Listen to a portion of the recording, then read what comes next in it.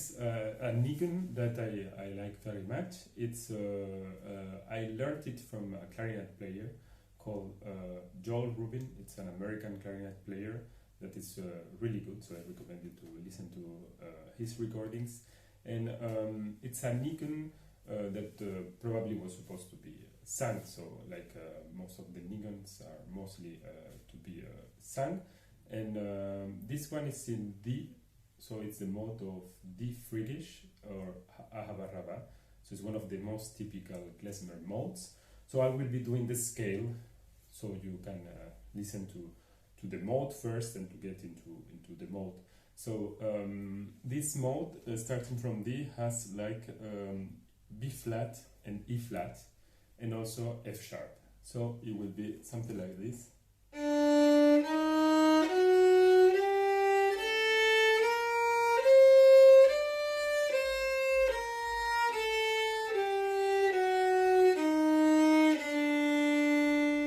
Okay, so those are the main notes of the mode. But when we go below the first note, so the tonic, we usually do the B natural instead of flat. So it will be.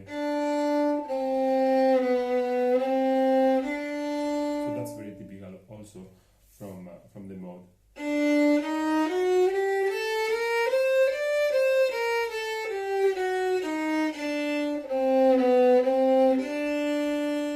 Okay, and actually that's the beginning of our nigun. So this nigun has 3 parts. So I will be starting with the first part, and I will do it slow. So it's important that it doesn't start on the first beat, but it starts after the first beat. So it will be like 3, 4.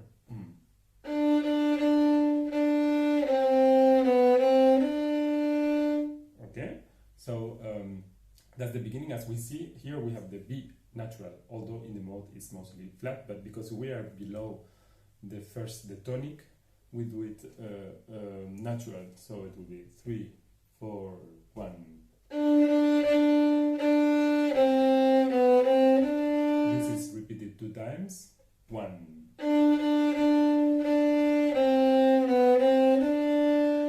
Okay, and then now we start. It's kind of the same motive, but we're starting from F sharp. 1.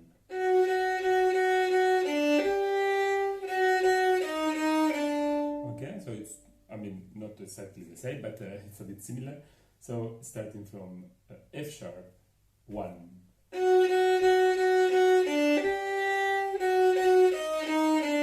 Okay, this one was also repeated 2 times, and then we have the closing, which is. Okay,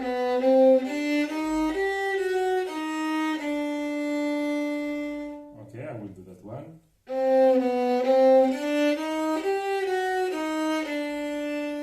Okay, so we will have 2 times starting from D, and then going to B natural. Da da da da da da da da. That happens 2 times, and then starting from F sharp. Da da da da da da da da da da da. So 2 times also, and then we close with this little closing. Da da da da da da da da da. So in total it would be like this. 3, 4, 1.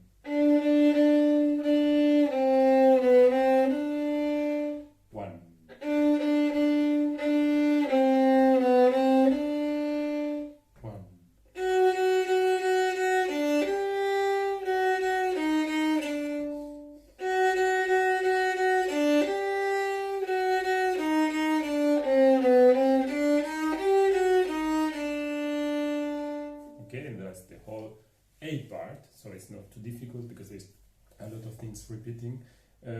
So the A part would be also done twice, no? So if you want, you can do also some krecht, some trills, or some like glissando. So it's the typical ornament from klezmer music. So.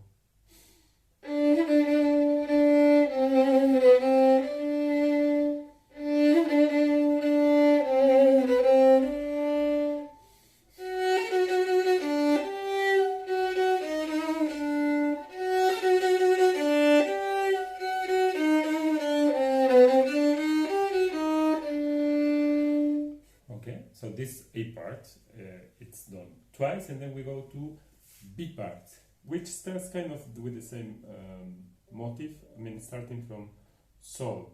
So it would be.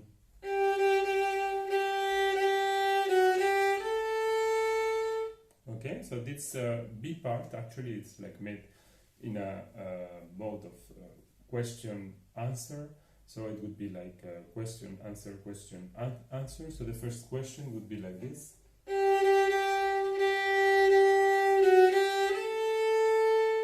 Okay, and then the answer would be.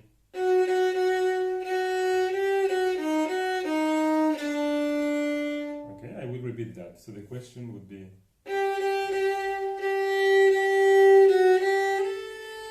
And then answer. Second question is almost the same as the first, but the end is a bit different. So it goes much higher, it goes up to D.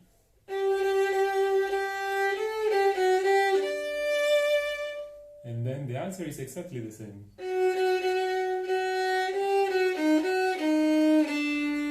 Okay, so that's the whole B part actually. So we do, so it's this same, so we have question, answer, and then the answers are actually both times the same, so the questions are a bit similar. The first one goes to A, and the second one goes to D, high D.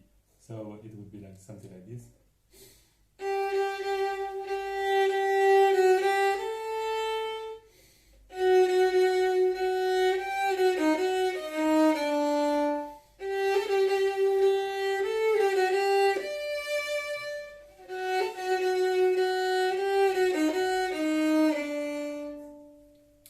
So that's the B part actually, and the B part is not repeated. So both A and C will be repeated, but not the B part. So now we go to the C part, which is my favorite, which starts with a high D.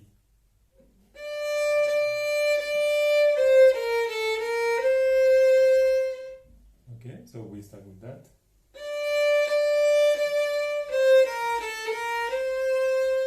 And then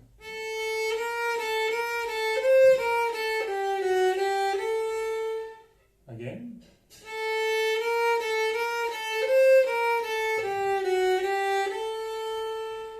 All the C part from the beginning.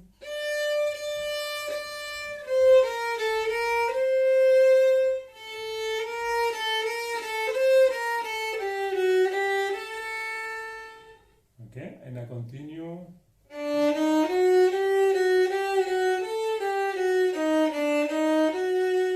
Again, that one.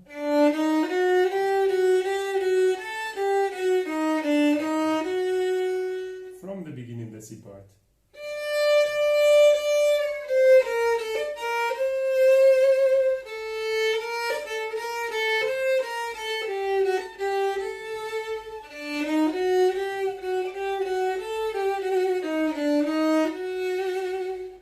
And then the closing.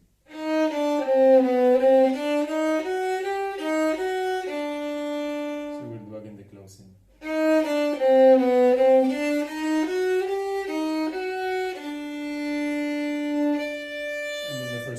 The first time that we do it, we will finish with a high D also.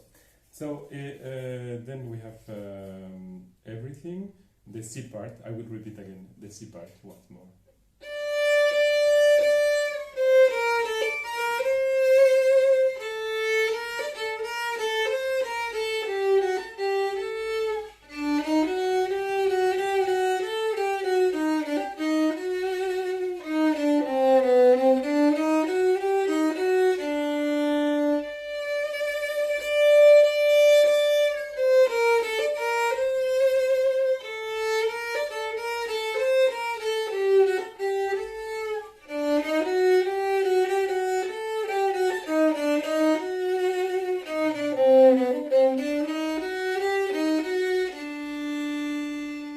So actually the whole C part is like a scale, I mean one day scale going down actually. So that would be the whole melody. So as I said, A is repeated twice, B only once, and C is repeated also twice. And for the harmony is quite simple actually, because we only have 3 chords. it's typical from the D freakish mode. So we'll have 3 chords, which are the tonic, which would be D major. Okay, so for the violin it could be like even or something like this. And we have the subdominant, which could be G minor, so, and then kind of the dominant, which would be like C minor. So these 3 chords, you can listen also to the recording and then find them, but it's not very difficult. So I hope you enjoyed this niggle.